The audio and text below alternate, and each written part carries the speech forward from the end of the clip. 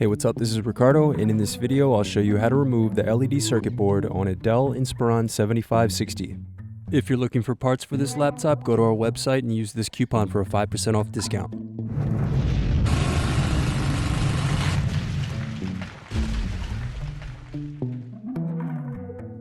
First unscrew, then remove bottom base.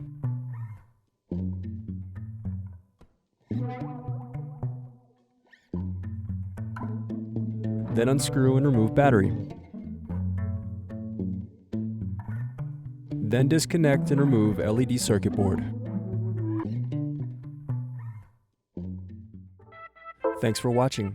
Don't forget to like and subscribe if you enjoyed this video. And if you need more, check out this playlist to watch other tutorials for your laptop.